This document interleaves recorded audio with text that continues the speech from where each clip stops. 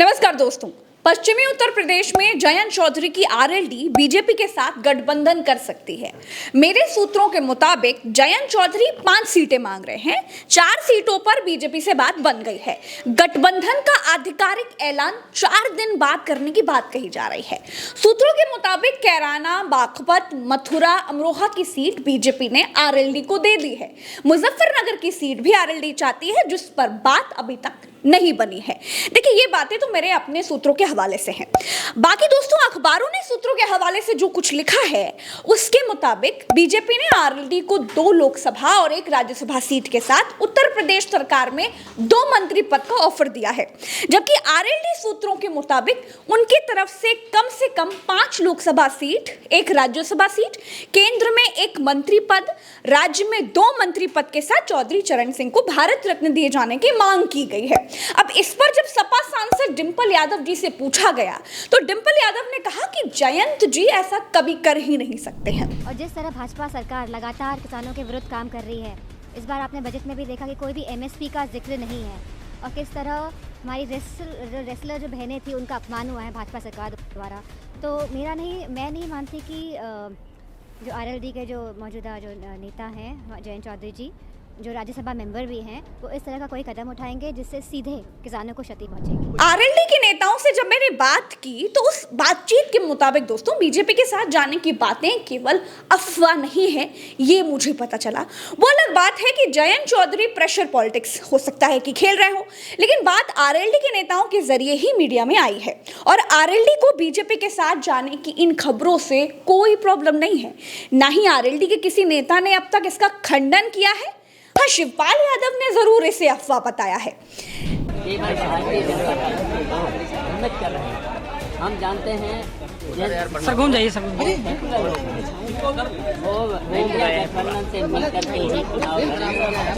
देखिए दोस्तों, सपा के राष्ट्रीय अध्यक्ष अखिलेश यादव जी से जब इस बारे में पूछा गया तो उन्होंने कहा कि जयंत चौधरी पढ़े लिखे नेता हैं, वो नहीं जाएंगे। जयंत चौधरी जी बहुत सुलझे हुए इंसान हैं, बहुत पढ़े लिखे हैं, राजनीति को वो समझते हैं। मुझे उम्मीद है किसानों की लड़ाई और उत्तर प्रदेश की खुशहाली की तरफ जो संघर्ष चल रहा है, उस लड़ाई को वो कमजोर नहीं होने देंगे। अखिलेश यादव के मुताबिक जयंत चौधरी पढ़े लिखे नेता हैं, इसलिए बीजेपी के साथ नहीं जाएंगे। लेकिन राजनीति में पढ़ाई लिखाई गठबंधन तोड़ने या जोड़ने में बाधक या कारक हो नहीं सकती है। दोस्तों, मेरे सूत्रों के मुताबिक मुजफ्फरनगर की सीट से सपा हरेंद्र मलिक को अपनी उम्मीदवार के तौर पर आरएलडी के चुनाव चिन्ह पर लड़ाना चाहती है, जबकि हरेंद्र मलिक का जयंत चौधरी से 36 का आंकड़ा बताया जाता है। इस बात पर काफी समय से नाराजगी भी चल रही थी। अभी आरएलडी और सपा के बीच गठबंधन है और सपा ने पहले ही आरएलडी को 7 लोकसभा सीट देने का ऐलान किया हुआ है। सूत्रों के मुताबिक यूपी से बीएसपी के एक सांसद भी आरएलडी के संपर्क में है।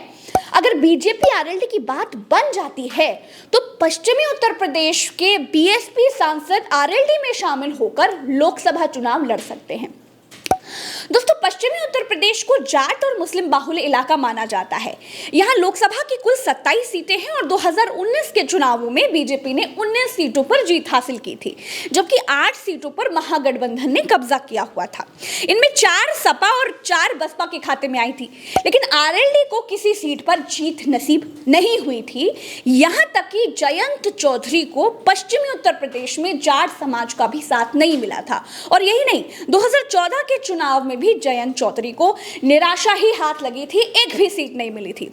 अब 2019 के आम चुनावों में जयंत चौधरी की पार्टी आरएलडी ने सपा बसपा के साथ गठबंधन में 3 सीटों पर चुनाव लड़ा था और 3 सीटों पर दूसरे नंबर पर आई थी। जयंत चौधरी अपने पुश्तैनी सीट बागपत से चुनाव लड़े और बीजेपी के डॉक्टर सतपाल मलिक से कुछ 23,000 वोटों से हार गए थे। मथुरा से आरएलडी के कुंवर नरेंद्र सिंह को हेमा मालिनी के हाथों हार का सामना करना पड़ा था। इसी तरह जाटों के लिए बेहद सुरक्षित माने जाने वाली मुजफ्फरनगर सीट से अजीत सिंह पहली बार चुनाव लड़े थे और बीजेपी के संजीव बालियान से कुछ 6500 से ज्यादा वोटों से हार गए थे। अजीत सिंह और जयंत चौधरी को सपा बसपा के अलावा कांग्रेस का भी समर्थन मिला था। दोस्तों, ये लगातार दूसरा आम चुनाव था जब चौधरी परिवार को खाली हाथ रहना पड़ा था। जयंत चौधरी को शायद अब लगने लगा है कि जो गठबंधन उनको परिणाम नहीं दे पा रहा है, उस गठबंधन से अब राम राम कहा जाए। दोस्तों 2014 के चुनावों में आरएलडी ने कांग्रेस के साथ मिलकर 8 लोकसभा सीटों पर चुनाव लड़ा था और सभी सीटों पर निराशा ही हाथ लगी थी। मथुरा से जयंत चौधरी को हार मिली थी, बागपत से अजीत सिंह, अमरोहा से राकेश टिकैत, बिजनौर से एक्ट्रेस जया प्रदा, बुलंदशहर से अंजू उर्फ मुस्कान, फतेहपुर से अमर सिंह, हाथरस से निरंजन सिंह धनगर, कैराना से करतार सिंह भड़ाना मैदान में उतरे थे और इन सभी को हार मिली थी। एक्ट्रेस जया प्रदा रामपुर संसदीय सीट से लगातार 2 बार लोकसभा का चुनाव जीती, लेकिन बिजनौर में करारी हार का सामना करना पड़ा था। बिजनौर में रालोद के टिकट पर चुनाव में उतरी जया प्रदा को सिर्फ 24,348 वोट मिले थे। सपा छोड़कर आरएलडी से चुनाव लड़ रहे अमर सिंह के समर्थन में प्रचार करने के लिए फतेहपुर सीकरी में कई फिल्म स्टार्स भी उतरे थे, जिससे यह चुनाव काफी सुर्खियों में रहा था, लेकिन अमर सिंह वोटर्स की पसंद नहीं बन पाए थे। तो सपा के साथ आरएलडी का अतीत रिजल्ट के आधार पर बहुत कड़वा रहा है। विचारधारा राजनीति में कुछ होती नहीं है।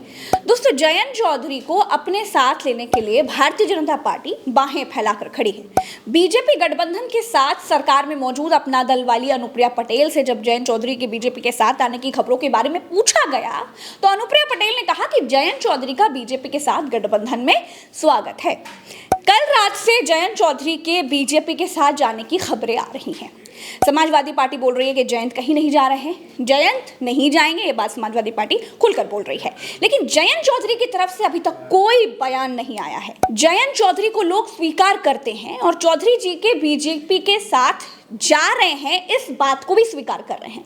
लेकिन इनके जो लोग हैं, मेरे जो सूत्र हैं, वो ये कह करके कि मेरा नाम लेकर खबर मत चलाइएगा, तो इस बात पर वो अडिग रहते हैं। तो भाई हम पत्रकार लोग हैं, अपने सूत्र नहीं खोलते हैं। लेकिन अगर जयंत चौधरी ये खबरें इंडिया में सीटें बढ़वाने के लिए प्लांट करवा रहे हैं, इन खबरों से बार्गेनिंग पावर बढ़ा रहे हैं, तो ठीक है, ये तो हर नेता करता है। राजनीति में ताकत दिखाकर, आंख दिखाकर के कुछ मांगा जा सकता है। लेकिन अगर सच में दोस्तों जयंत ने जाने का मन बना लिया है, तो फिर पश्चिमी उत्तर प्रदेश में इंडिया गठबंधन को बहुत दिक्कत होगी, क्योंकि भले ही आरएलडी सीट ना जीत पाती हो, लेकिन पश्चिमी उत्तर प्रदेश में उनका प्रभाव कम नहीं है। अभी के लिए इतना ही, चलते हैं, नमस्कार।